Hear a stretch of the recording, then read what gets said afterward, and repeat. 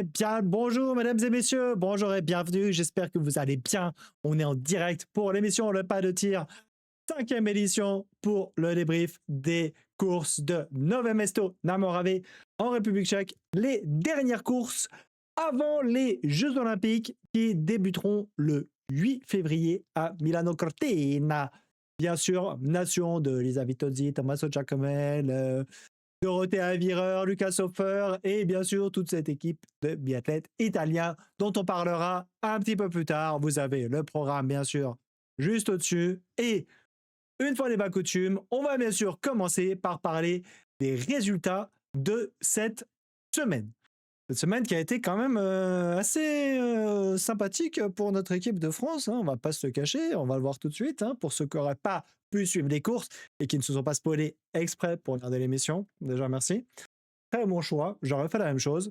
Mais du coup, on a déjà pour commencer par les femmes, on a eu 2 courses individuelles, donc l'individuelle femme et la mass start. L'individuelle femme qui a été remportée par Justine Brezas-Boucher juste devant Lou Jean Monod, toutes les deux une erreur, et devant Francisca Preuss. Francisca Preuss qu'on revoit un petit peu sur ce podium dans la Coupe du Monde.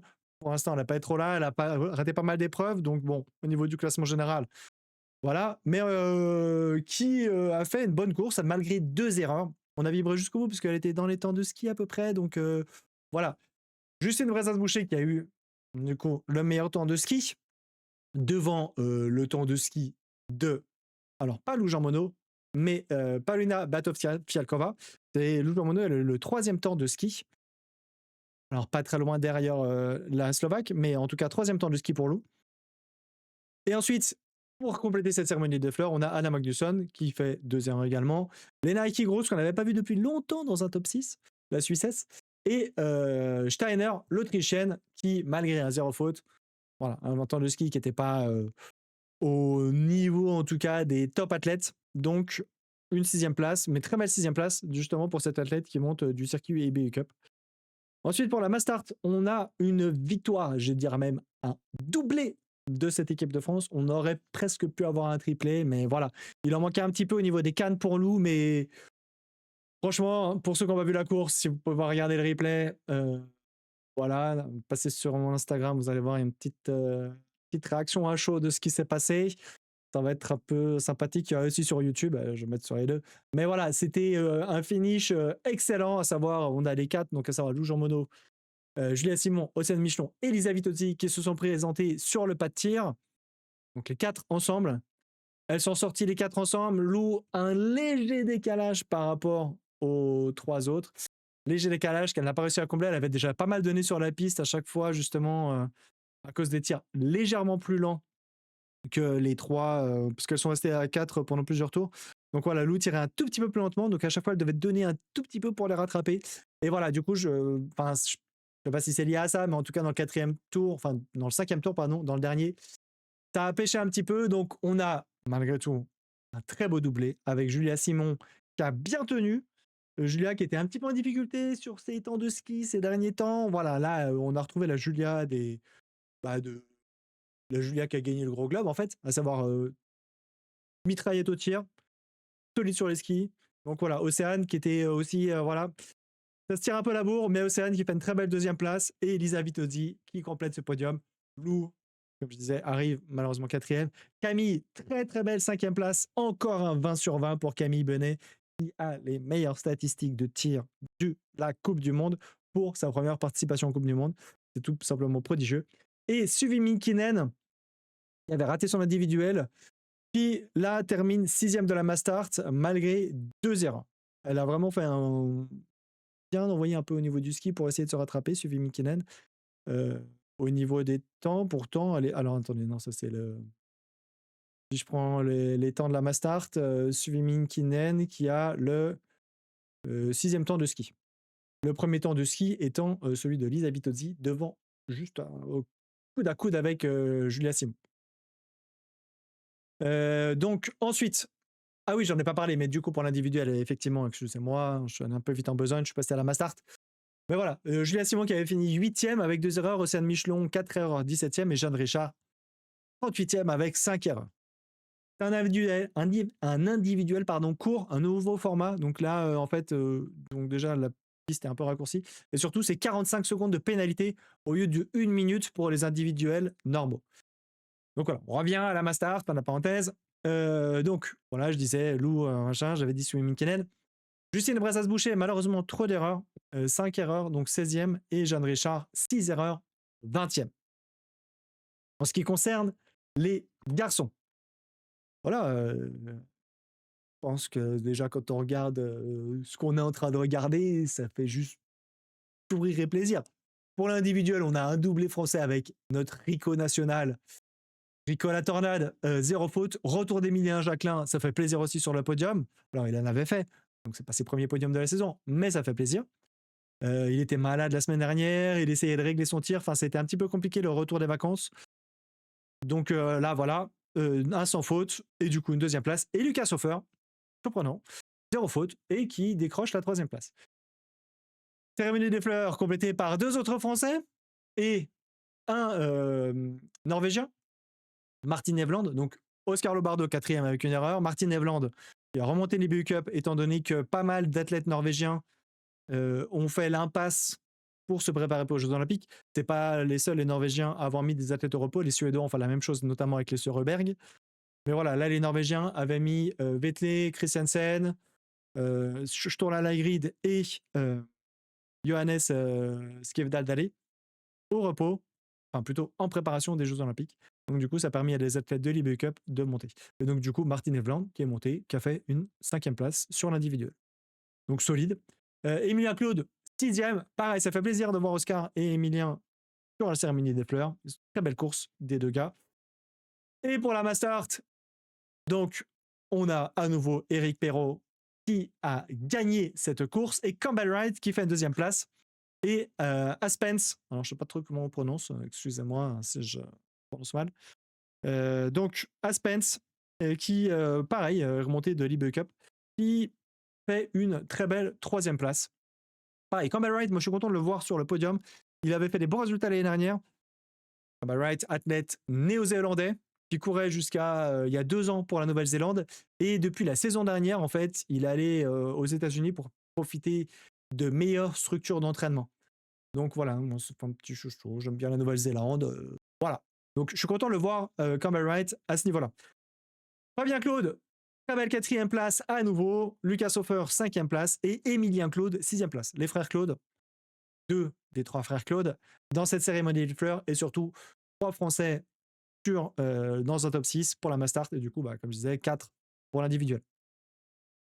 En ce qui concerne les autres Français pour l'individuel, on a Quentin Fillon-Maillet qui a fait une 17e place avec 3 erreurs et Fabien Claude qui avait fait 5 erreurs et une 27e place. Pardon. Et pour la Mastart, Emilien Jacquelin, là, un petit peu plus en délicatesse au niveau du tir, donc 3 erreurs et une 12e place. Oscar Lombardo, également 3 erreurs et une 14e place. Et Quentin, 6 erreurs, mais malgré tout, elle arrive à décrocher une 19e place. Alors je dis malgré tout parce que bon, 6 erreurs, c'est quand même vraiment beaucoup. Donc voilà, au niveau du temps de ski, on a quand même Tommaso Giacomel qui a quand même pas mal skié. C'est lui qui a les meilleurs temps de ski sur l'individuel et la Mastart. Mais bon, trop d'erreurs pour pouvoir jouer. Et pareil, il y a eu, on va en parler juste après, mais il y a eu un relais mixte. Et c'est encore lui qui a fait vraiment des gros temps de ski. Donc voilà. Comme je disais, des relais mixte simple et relais mixte.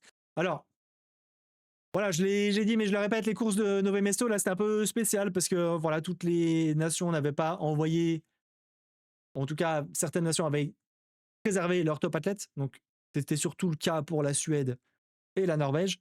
Donc, du coup, on a eu des relais mixtes et des relais mixtes simples qui étaient un petit peu différents de ce qu'on a pu voir d'habitude. Là, les mixtes simples, c'est la Finlande qui gagne et c'était, à mon sens, la Finlande qui était favorite avec Suominkinen qui est très forte en ce moment et Tero Sepala. Voilà, qui est pas cette année, qu'on voit pas trop, mais en tout cas l'année dernière qu'on avait eu plusieurs fois, en tout cas dans des cérémonies des fleurs. Donc en tout cas, tu es capable des belles choses. Donc c'est eux qui ont gagné malgré 8 balles de pioche, alors que la France a fait 2e et n'en a fait que 6. Donc France 2e avec Jeanne Richard et Emilien Claude. Très belle 2e place des Français. Et la Norvège avec Uni Arneklav et Martin Nevland qui décrochent une 3e place. La 4e place étant été décrochée par la Suisse avec Ami Vassaria et Sébastien Stalder. L'Ukraine avec 12 balles de pioche finit 5e et la République tchèque, malgré un anneau de pénalité et 13 balles de pioche, termine sur la 6e place. Sous un viva, bien entendu, de son public. Le relais mixte, lui, alors, on voyait un peu plus d'équipes et là, c'était, à mon sens, l'Italie qui était un poil plus favorite. Voilà, alors, on avait l'Italie et la France, mais voilà, l'Italie, c'était quand même très solide. Alors, la France aussi, mais voilà. Perso, je plaçais quand même l'Italie un peu au-dessus et c'est eux qui ont gagné. Donc, avec Dorothea Viera, Lisa Vitozzi, Tommaso Giacomel et du coup, Luca Sofer, qui avait été, qui était en forme en fait sur Nove Mesto, on l'a vu, notamment avec sa troisième place sur l'individuel et sur la, comment ça s'appelle, sur la Mastart qui finit 5e. Donc, première place pour l'Italie avec 10 balles de pioche. La France qui finit 2e avec Océane Michelon, pardon, Justine Brezas-Boucher, Oscar Lomarlo et Quentin Fillon-Maillet. C'est un peu plus Océane et Quentin qui ont été en délicatesse sur les tirs. Justine et Oscar ont fait un très bon relais. Après, la France a fait un très bon relais au global. Hein. Enfin, 7 balles de pioche, franchement, c'est rien. Donc, il n'y a pas de... Voilà. Mais je pointe simplement là où il y a eu des petites... un petit peu plus d'erreurs. Mais franchement, très très beau relais. Oscar, 10 sur 10. Justine, 9 sur 10. Franchement, rien à reprocher à ce relais français. C'est juste que les Italiens étaient plus forts. Tommaso Giacomel a été extrêmement rapide dans ce dernier tour. Alors, il a relâché un petit peu dans la dernière boucle parce qu'il avait quand même pas mal d'avance. Mais ces 2 premières boucles étaient extrêmement rapides. C'est lui qui avait eu les meilleurs temps de ski justement sur ces 2 premiers tours. En tout cas, de son relais à lui. Et enfin, podium complété par les Républiques tchèques. Jusqu'au dernier moment dans ce relais mixte, on a eu justement le suspense entre République tchèque et États-Unis. Donc on avait Maxime Germain et Michal Krachmar qui étaient ensemble sur le pas de tir. Maxime Germain aurait pu finir avant, mais voilà, il s'est un petit peu loupé sur son tir. Donc Michal Krachmar a pu sortir en même temps que lui, et c'est Michal Krachmar qui a pu placer une attaque dans la toute dernière montée, sous les hurlements de son public, et du coup qui a pu décrocher cette très belle 3e place. Ça fait très plaisir pour cette équipe tchèque, privée de Markéta Davidová pour malheureusement cette étape pour des raisons de santé. Mais Markéta, enfin on en parlera, qui sera là au JO. Et voilà, ça fait plaisir pour cette République tchèque. Voilà, une victoire, pas du tout une victoire. Un podium à domicile, ça fait plaisir. Du coup, podium, voilà. 4e place, les États-Unis. Très belle 4e place des États-Unis. On retrouve en 5e la Suède et en 6e la Norvège, malgré 2 anneaux de pénalité et 8 balles de pioche. C'est malheureusement Ingrid Tendrevol qui n'arrive pas à trouver la solution sur son tir. C'était souvent elle qui mettait ses relais mixtes et même ses relais féminins en délicatesse. Et là, malheureusement, ça continue. Moi, ça me fait mal au cœur. C'est une athlète que j'aime bien. Et franchement, dans tous les cas, tu n'aimes pas voir un athlète, même si c'est pas ta nation, je trouve ça un peu malsain de dire ah ouais, c'est trop bien, il n'arrive pas au niveau du tir. Voilà, là encore plus quand c'est une athlète sympathique. Là, voilà, c'est un peu dommage. J'espère que ça va être réglé pour Milano Cortina. Pas trop réglé pour quand même que les Français, voilà, on veut quand même les Français au-dessus. Mais pour elle, qu'elle arrive quand même à régler, en tout cas au long de la saison. Mais voilà, ça fait que la Norvège ne finit qu'à la 6e place. Voilà pour ces relais mix. On va noter aussi que Campbell Wright, j'en avais parlé donc pour les USA 4e, qui a fait des excellents temps de ski sur ces relais. C'est lui qui a, pour les 3e relayeurs, les meilleurs temps de ski sur la piste. Donc, c'était juste à noter. Voilà, pour les autres. Alors, bien évidemment, les Français ont fait des très bons temps de ski aussi, mais notamment surtout les filles. Mais voilà, pour les garçons, c'était surtout Campbell Wright et Tommaso Giacomel. On va passer maintenant au classement général, et vous allez voir, ça va faire plaisir. Et alors on va faire les 2 rubriques suivant le point classement et parler après de la domination française. On va glisser sur les 2 en même temps. Voilà. Au niveau du classement général féminin, Lou Jean Monod première avec 202 points d'avance. 202. Elle peut faire dernière. Sumikinen peut faire 2 fois première et Lou restera devant. La victoire, c'est 90 points. Donc, Lou a 2 énormes défaites ou 2 impasses d'avance. C'est énorme. Donc voilà, on va pas souhaiter ça, hein. On va souhaiter à ce que cet écart continue de se creuser. Mais voilà, donc on a Lou Jean Monod qui est toujours devant Sumi Minkinen, Maren pardon, Kirkade ayant été mis au repos pour cette équipe norvégienne. Donc du coup, elle n'a pas participé, donc elle a même perdu une place, puisque en troisième place, on retrouve Anna Magnusson, qui a fait des petits yo-yo au niveau du classement, mais voilà, qui a fait des meilleures courses là, la semaine dernière. Donc Maren Kirkade quatrième.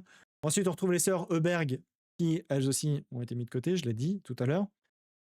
Enfin, mis de côté. Mis en préparation des Jeux Olympiques. Lisa Vitozzi, 7e. Camille Benet, pardon, 8e. Justice Brezas-Boucher, 9e. Et enfin, pour compléter ce top 10, Dorothée Vireur. Pour le reste des Françaises, on a 11e et 12e. Donc Océane et Julia. Et 17e, Jeanne. Donc Julia qui a récupéré quelques places, notamment grâce à sa victoire sur la Mastart. Et donc ça fait plaisir. Voilà, dans le top 12, on a tout simplement 5 Françaises. C'est un... Bah, voilà, quand on regarde les autres nations, en fait, personne ne fait mieux. Concernant le classement général masculin, notre Rico national, Rico La Tornade, récupère le dossard jaune, les 2 victoires, sachant que Tommaso Giacomelli, lui, justement, a un peu contre-performé. Il a dit qu'il n'était pas satisfait, parce que, alors, même si les temps de ski étaient excellents, je l'ai dit, hein, c'est lui qui avait les meilleurs temps de ski à chaque fois, sur les tirs, c'était un peu plus compliqué. Donc voilà, il perd le dossard jaune. Il n'y a pas, comme chez les filles, là, un écart aussi important. Donc voilà. Mais en tout cas, ça fait plaisir. On aura Rico en jaune à la sortie de Milano Cortina. Troisième place, toujours Sébastien Samuelsson, Johan Olaf Botten, qui est revenu sur Nové Mesto. Alors lui, il avait été malade. Donc plutôt que d'être mis en préparation des JO, les coachs ont plutôt fait le choix de le remettre à Nové Mesto pour qu'il soit dans une ambiance de course. C'est ce qu'ils avaient expliqué. Quant à Fillon Meyer, qui garde sa 5e place. Johannes Dallé, Kevdal, le 6e. Après, on a toujours Martine Ponciolo-Hama, Emilien Jacquelin qui fait la rentrée dans le top 10. Rentrée, sortie, mais voilà, en tout cas, là, il est 8e place. Devant Vetley Christiansen et Campbell Wright qui, lui, rentre dans ce top 10. On a ensuite Fabien Claude, 16e, Oscar Lombardo, 26e et Emilien Claude, 35e. Donc là, les athlètes qu'on voit pour la France, ce sont les athlètes que nous verrons aux Jeux Olympiques. Paul Laboté n'a pas été sélectionné au profit de Jeanne Richard.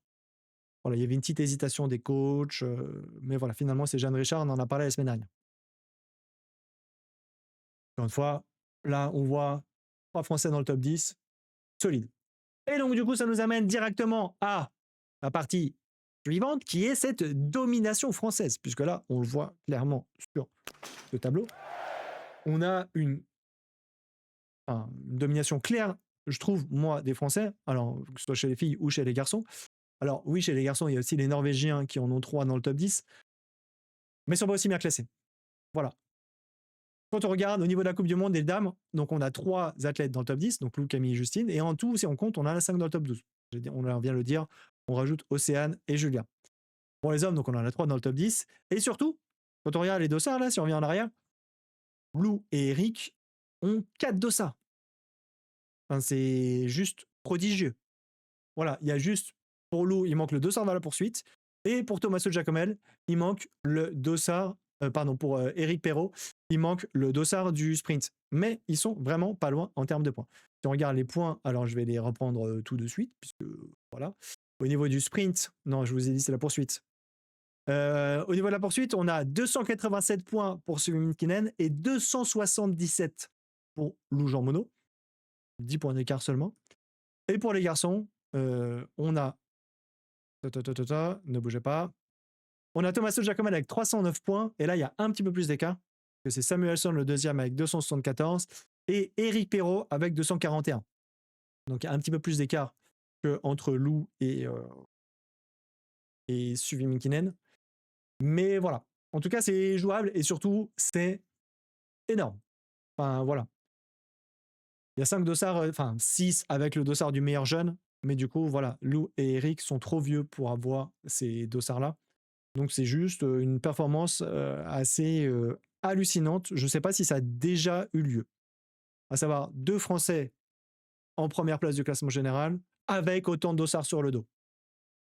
On vit une époque formidable. Donc on va espérer que ça dure jusqu'à la fin de la saison. On va croiser les doigts.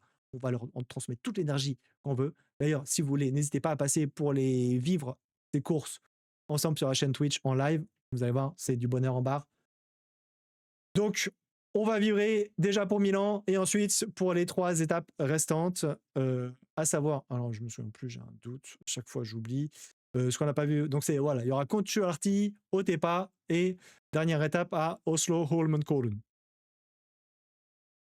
Concernant l'IBU Cup, parce que là aussi, ça performe fort. On a chez les dames 4 athlètes dans le top 5. On a Paula, Voldia, Sophie et Celia. Et si on compte dans le top 10, on en a 7. Si vous regardez le classement de l'IBU Cup féminin, il y a des drapeaux français et puis 2-3 drapeaux qui sont un peu perdus par-ci par-là. Chez les hommes, un peu moins, pas le moins dominateur que ça, mais on a quand même dans le top 6, 4 français. Donc c'est pareil. Vous regardez le top 6, il y a des français et il y a 2 athlètes qui sont perdus. Voilà. Et au niveau des dossards distinctifs, bah, on en a tout simplement, il y en a 4 pour les français. Le dossard du sprint pour la beauté, le dossard de la poursuite également pour la beauté, et Antonin Guigana, du coup, qui était jusqu'à... Alors, l'année dernière, en tout cas, ça fait 2 ans qu'il fait des petits allers-retours entre IBU Cup et Coupe du Monde. Là, il est vraiment... IBU Cup depuis le début, et voilà, il y reste. Mais du coup, qui fait des... Enfin, qui performe très bien en IBU Cup. Il est 2e du classement général de l'IBU Cup. Donc, bon, voilà. Alors après, c'est le vieux briscard. Il y a peut-être l'expérience qui joue un peu, je sais pas. Mais en tout cas, voilà, il performe fort. C'est un Norvégien qui est le premier, Paulsen Vetle. Mais voilà, on a Antonin Guigona 2e, Damien Levet 3e et Gaëtan Paturel 4e. C'est fort. Et du coup, pour finir sur les dossards distinctifs, nous avons Voldia et Galmas Paulin. Je crois que j'avais fait une erreur. Oui, c'est ça, Galamas. C'est pas Galamas, c'est Galmas, toutes mes confuses, bien sûr, pour cette faute d'orthographe.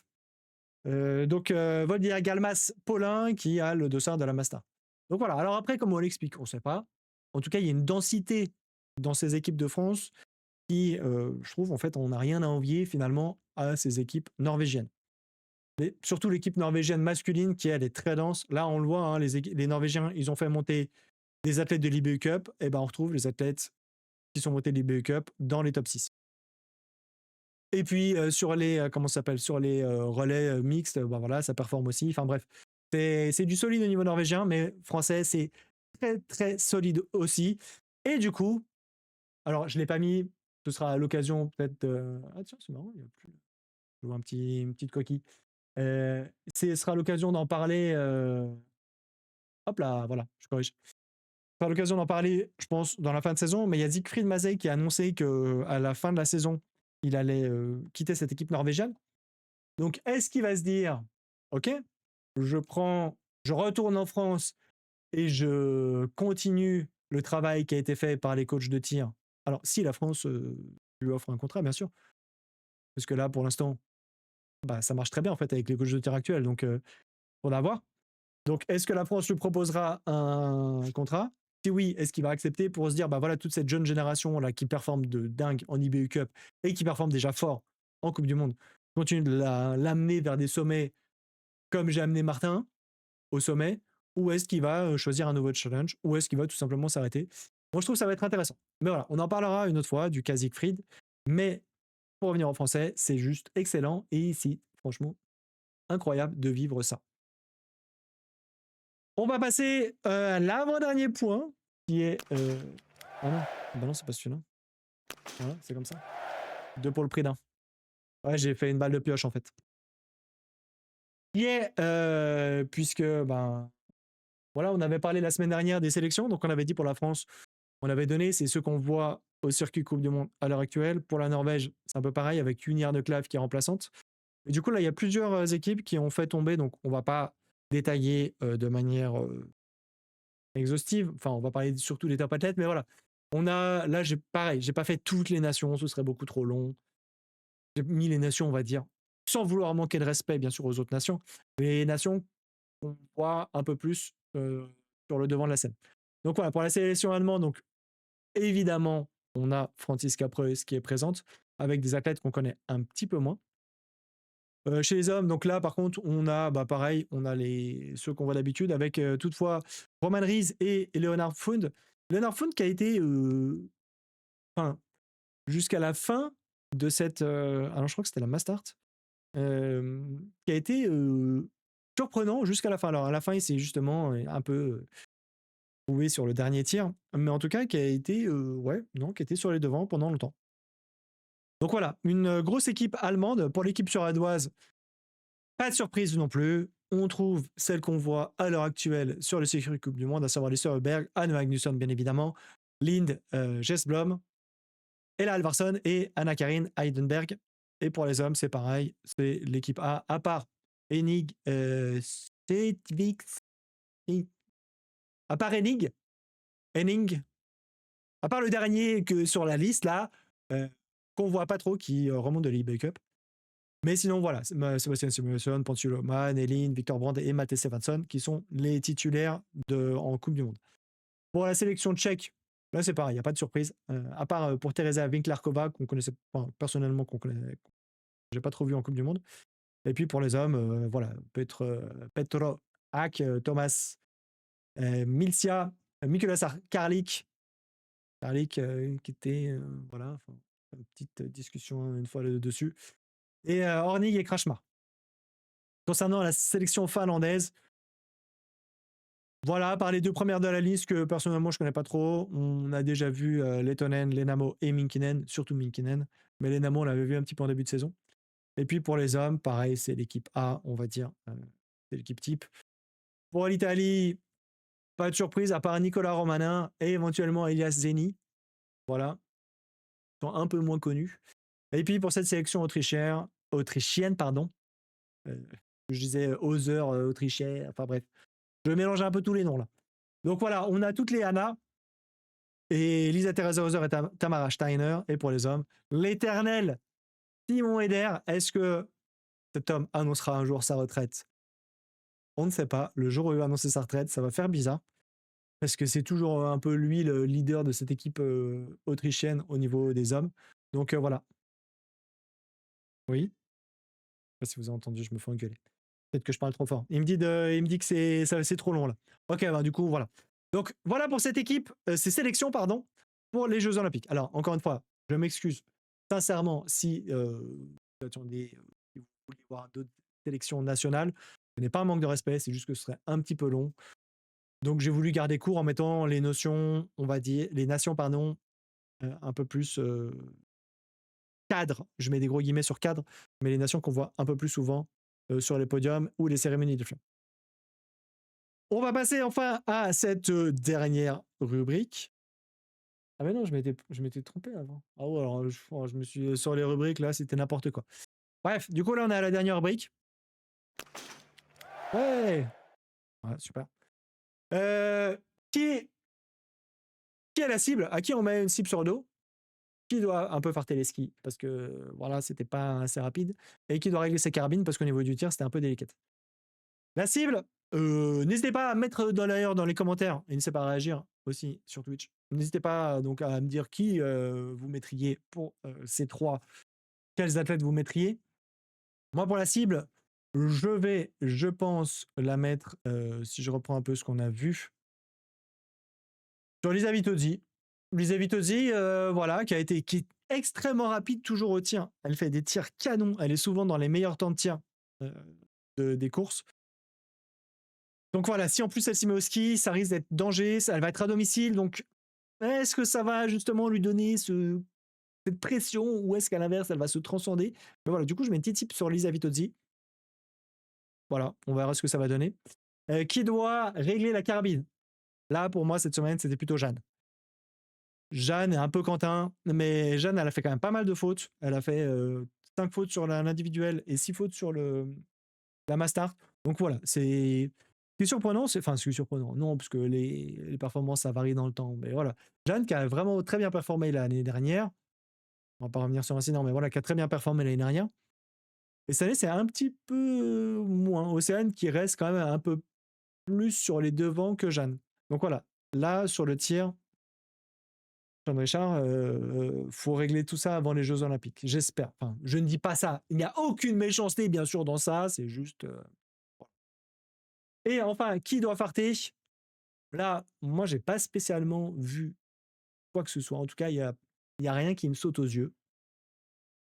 Voilà, on a Rico qui a fait des très bons temps de ski. On a, attendez, parce que je vais me faire tomber un truc, bien sûr. On a Rico qui a fait aussi des très bons temps de ski. Julia, très bons temps de ski. Enfin, voilà. Allez, on va dire que cette semaine, personne n'a besoin de farter puisque tout le monde a été, on va dire, selon ses standards, correct. A été très bon sur les skis. Donc voilà, ça clôture. Pardon, ceci clôture ce 5e épisode du Pâtir. Voilà, n'hésitez pas à passer. Le prochain, ce sera à l'issue, donc le mardi qui suivra la fin des Jeux Olympiques. Donc, à savoir le mardi 24 mars à 18h en direct sur Twitch et en replay sur YouTube. Merci d'avoir regardé, merci d'avoir suivi. Les Jeux Olympiques, bien sûr, en viewing sur la chaîne Twitch Roulio le chat. À chaque fois, le départ, enfin plutôt début du live, 10 minutes avant le début des courses. N'hésitez pas à passer, on vibrera ensemble, ce sera super. Allez, je vous dis à la prochaine. Ciao, ciao.